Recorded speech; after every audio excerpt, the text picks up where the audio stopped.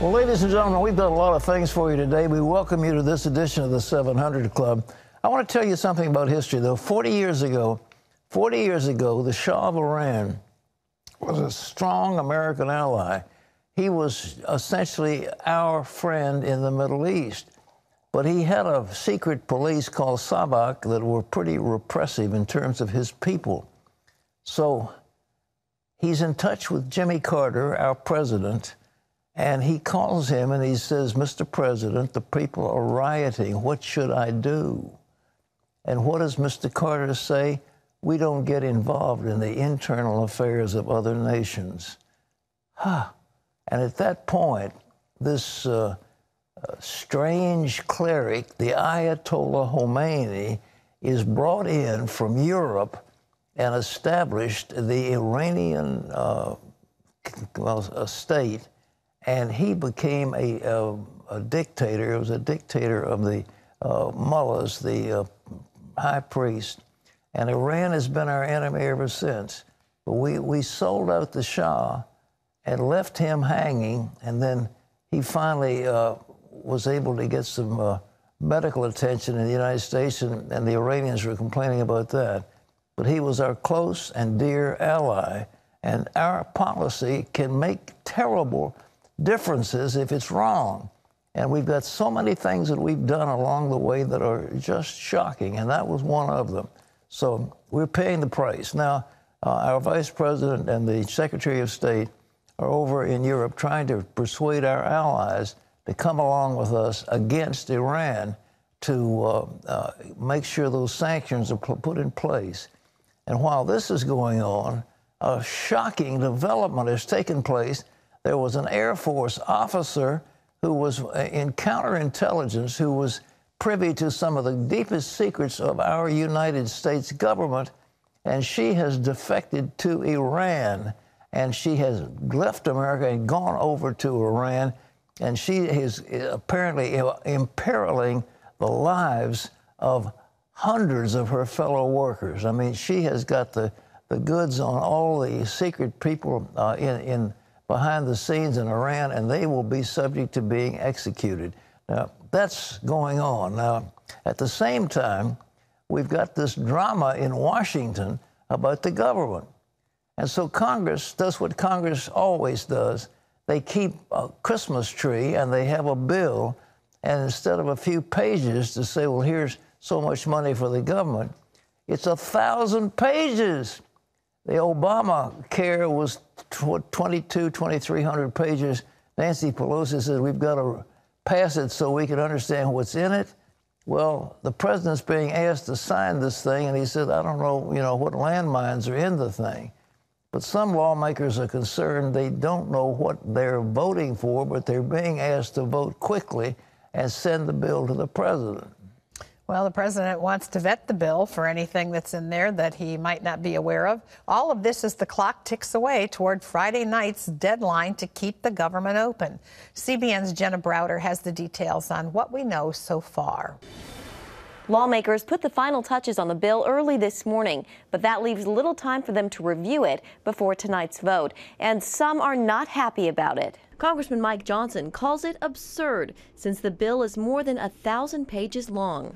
And if it gets to the president's desk, it's hard to say definitively whether or not the president's going to sign it until we know everything that's in it. What we do know about the bill, it includes nearly $1.4 billion for the wall, enough for about 55 miles.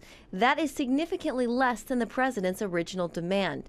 But it also includes a $1.7 billion increase to DHS funding for things like technology at ports of entry, customs officers, and humanitarian aid.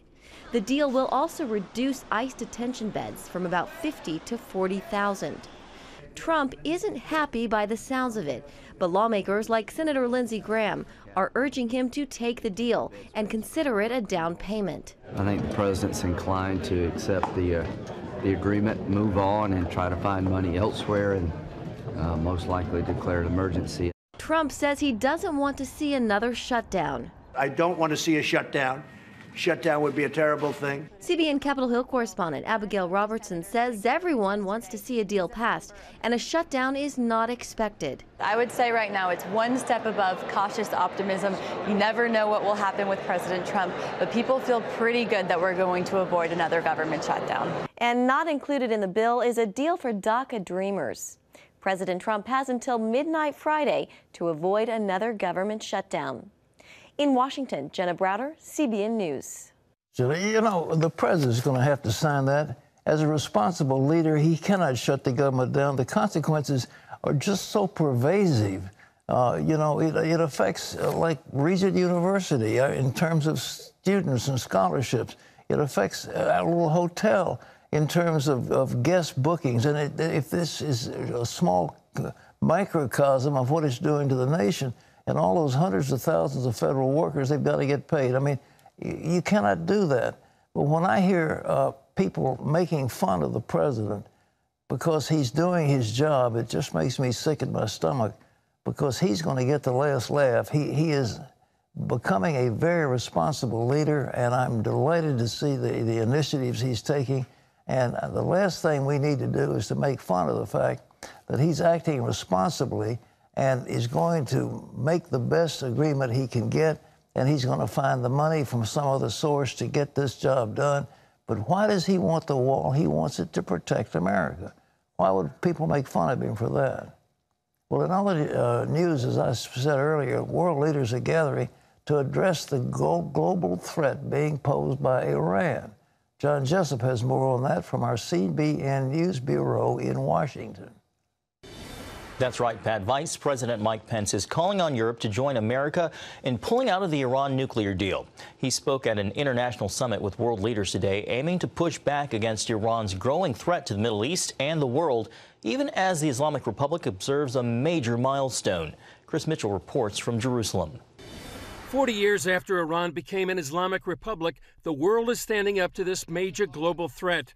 Vice President Mike Pence and Secretary of State Mike Pompeo joined other world powers to confront Iran's growing influence in a major conference. Pompeo says there's no peace without confronting Iran. You can't achieve peace and stability in the Middle East without confronting Iran. It's just not possible. There are malign influence in Lebanon, in Yemen, in Syria, and Iraq. Just this week, Iran threatened to level Tel Aviv. Israeli Prime Minister Benjamin Netanyahu responded, that would be the end of the Islamic Republic. If this regime makes the awful mistake of trying to destroy Tel Aviv and Haifa, it will not succeed. This would be the last anniversary of the revolution that they celebrate. They should take this into account. Iran at first dismissed the conference, but when a deadly terror attack killed dozens of Iran's Revolutionary Guards, the regime suggested the world powers are behind it. Is it no coincidence that Iran is hit by terror on the very day that Warsaw Circus begins? Netanyahu said the conference marked a first, with Israel standing alongside its Arab neighbors in the Middle East. A historical turning point. An Israeli prime minister and the foreign ministers of the leading Arab countries stood together and spoke with unusual force, clarity, and unity against the common threat of the Iranian regime. 40 years ago, the world was introduced to the menacing stare of the Ayatollah Khomeini. His Iranian revolution ousted the Shah of Iran, a U.S. ally, and he put his stamp on American history with a hostage crisis that lasted more than a year. Its leaders then began to purge the country of Western influence and set Iran on a path of expansion and Islamist terror. During the revolution, the U.S. was dubbed the Great Satan by the ruling mullahs. Still, most of their hatred is reserved for the country they call the Little Satan, Israel. For 4 decades, they have vowed to wipe it off the map. I think a clash is inevitable. Middle East expert Michael Widlansky says, according to Israeli military sources, Iran has armed Hezbollah in Lebanon with enough missiles to bombard all of Israel for weeks. Israel could face every day not 10 rockets, not 100 rockets, but 2,500 rocket attacks every day over a period of 3 weeks. And that doesn't take into account Iran's nuclear program. In last year's UN address, Netanyahu exposed a secret nuclear site with 300 tons of nuclear material. Now, I also have a message today for the tyrants of Tehran. Israel will never let a regime that calls for our destruction to develop nuclear weapons. Not now, not in 10 years, not ever. While Woodlansky believes Israel can take care of itself, he's concerned if the mullahs aren't stopped, their grand design could swallow up the region. The Iranians want Shia Islam to be the face of Islam. That means they want to go after all their neighbors and project their force all the way to the Mediterranean and to the Atlantic. Those attending the conference in Poland want to stop Iran's expansion in the Middle East and blunt the leading sponsor of terror in the world. Chris Mitchell, CBN News, Jerusalem. Thanks, Chris. The Justice Department has charged a former American Air Force officer with spying for Iran. 39-year-old Monica Witt, a former counterintelligence officer, is charged with turning over highly classified secrets to the Islamic Republic and working with Iranian hackers to target undercover agents. She blew the cover of all her counterintelligence colleagues and put them in mortal danger. Now, Witt defected to Iran in 2013. She also threatened to go public with other information, citing former CIA employee Edward Snowden as an example. And, Pat, of course, in 2013, Snowden leaked a classified material from the National Security Agency. You know, what I understand is right now we do have a ability to send false signals into their nuclear program. We had what was called Stuxnet that was in there as they were doing some of those centrifuges, but we also have other ways of confusing what they're doing. And I think our NSA is very capable of cyber terrorism or cyber warfare, I think the word would be, against Iran. But they are a serious threat. And those people have decided that if the Mahdi is going to come back, that there will be global devastation before he comes, and that the few of the faithful will restore the world. So the whole idea of a nuclear holocaust preceding the return of the Mahdi goes right along with their theology. And they are very, very dangerous. And they keep making threats against Israel. And Netanyahu said, well, we'll never permit them to have a nuclear weapon. The Iranian deal that was set out by the Obama administration gave them a pathway to having nuclear weapons. And Trump got out of that deal. He said, no way are they going to do it. Netanyahu says the same thing.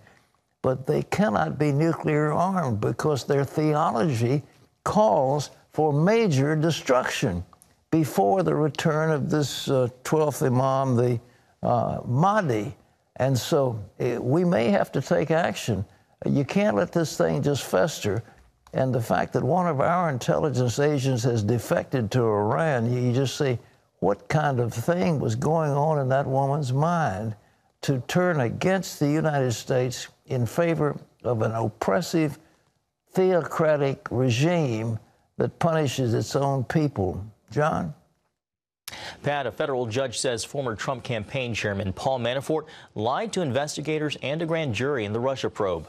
The judge ruled there is evidence Manafort lied about conversations with an associate who has ties to Russian intelligence.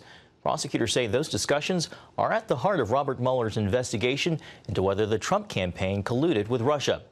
Manafort is in jail, set to be sentenced next month. The judge's decision could hurt Manafort's chances of getting a reduced sentence. Well, a growing number of high school and middle school students are using tobacco products again. The Centers for Disease Control and Prevention says the most likely reason is the boom in vaping or e-cigarettes. The CDC's Brian King says we were making progress, and now you have the introduction of a product that is heavily popular among youth that has completely erased that progress. Vaping is basically inhaling vapor from an electronic cigarette, simulating the experience of smoking. The CDC found vaping is a gateway to regular cigarette smoking, and almost 500,000 people die each year from smoking. Pat? Well, you know, I have suggested a long time ago, you know, we subsidize tobacco. The United States government pays money to these tobacco farmers. And the time has come when we outlaw cigarettes entirely. and as I have said on this program a long time ago, set up some kind of a tax break so that cigarette companies can find some alternate means of making money, and have something else for the farmers, and give them an alternate so that they can have something else. You don't take away all their income and then give them nothing. But I think we can do something to them, for them, and we ought to outlaw that. But to think that we're subsidizing this thing that is killing people year after year after year after year, and there's no question that cigarette smoking, that the results are just horrendous. Have you ever driven behind someone who's vaping in the car in front of you? Oh, no. You think the car's on fire. I mean, Yeah. it's unbelievable. Well, some of those things have blown up, you know, those cigarettes have blown up in people's faces. So, anyway.